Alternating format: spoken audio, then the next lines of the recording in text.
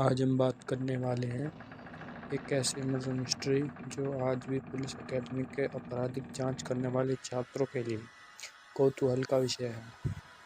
यह 1922 में मार्च का महीना था। जर्मनी के म्यूनिख से 70 किलोमीटर दूर बावारियन इलाके में एक फार्म हाउस पर 63 वर्षीय किसान एंड्रेस ग्रूबर ने रात के वक्त अपने मकान के पीछे किसी के पैरों की आवाज़ सुनी। उसने अपनी सोती हुई पत्नी काजिला को जगाकर यह बात बताई।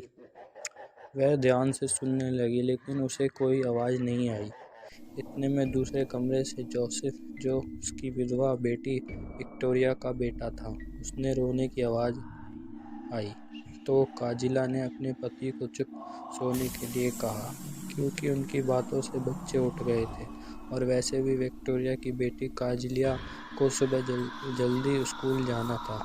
काजिला की बात सुनकर एंड्रेसा चुप सो गया। अगले दिन सुबह एंड्रेसा ने अपने घर के बाहर एक अखबार पढ़ा देखा, जो उनका नहीं था और किसी और भाषा में था। उसने आसपास पड़ोसियों से पूछा, लेकिन वह अखबार उनमें से किसी का भी नहीं था। एंड्रेसा हैरान था। तभी उसकी नज़र अपने मकान के पीछे बर्फ में बने पैरों के निशान पर गई। मकान के पीछे कोई नहीं जाता था, क्योंकि वहाँ कटीला झाड़ियाँ थी। उसने घर में सबसे पूछा, लेकिन सबने कहा कि वह मकान पिछले भाग में नहीं गए थे। तभी उनकी नौकरानी बोली कि इस घर में जरूर किसी आत्मा का साया है। तभी रात को अजीब अजीब सी आवाज़ें आती हैं और वह डर कर कमरा छोड़कर चली गई। कुछ दिन बाद उनके घर की चाबियां खो गई।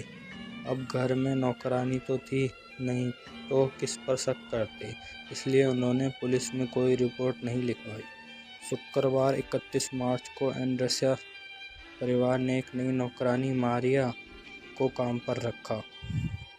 सोमवार को जब डाकिया डाक डालने आया तो उसने देखा कि शनिवार को डाली गई डाक दरवाजे के सामने वैसी की वैसी पड़ी है। उसने पड़ोसियों से पूछा तो उन्होंने बताया कि उन्होंने भी कई दिनों से एंड्रेसा के परिवार में से किसी को बाहर निकलते हुए नहीं देखा, और तो विक्टोरिया की बेटी काजलिया को भी स्कूल जाते नहीं देखा, और ना ही जोसेफ को बाहर खेलते देखा। डाकिया और पड़ोसियों को कुछ शक हुआ और उन्होंने पुलिस को इत्तला कर दी।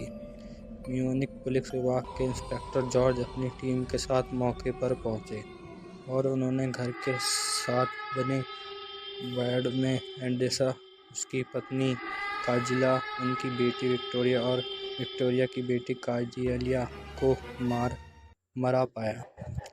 पुलिस को लगा कि यह नौकरानी का काम है, लेकिन इंस्पेक्टर जॉर्ज अपनी टीम के साथ जैसे ही घर के अंदर घुसे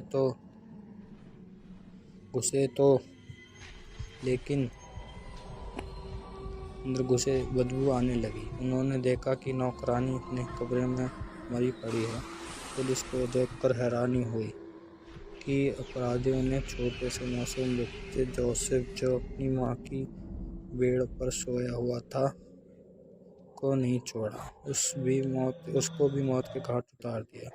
पुलिस ने लाशों की शिनाख्त के लिए भेज दिया गया। जांच में पता चला कि विक्टोरिया की बेटी काजिला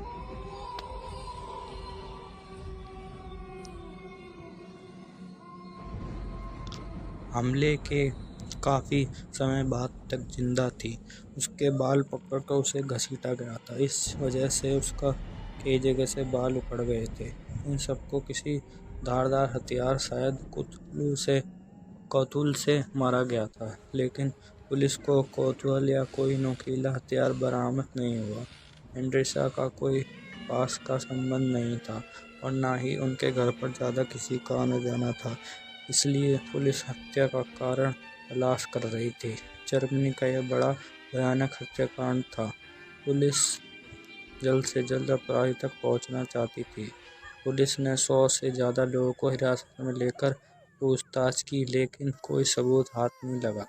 हत्या का कारण सबसे पहले पुलिस को डकैती लगा। ऐसा लगता था कि अपराधी कई दिनों से फार्म हाउस के इर्द-गिर्द चक्कर लगा रहा होगा और एंडरसन और उसके परिवार के दिनचर्या देख रहा होगा, और मौका मिलते ही उसने वारदात को अंजाम दे दिया। लेकिन घर की तलाशी में पुलिस को काफ़ी पैसे मिले जिन्हें छेड़ा भी नहीं गया था।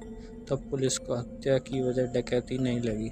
हत्या ऐसी की गई थी जैसे किसी एंडरसन और उसके परिवार से दुश्मनी हो।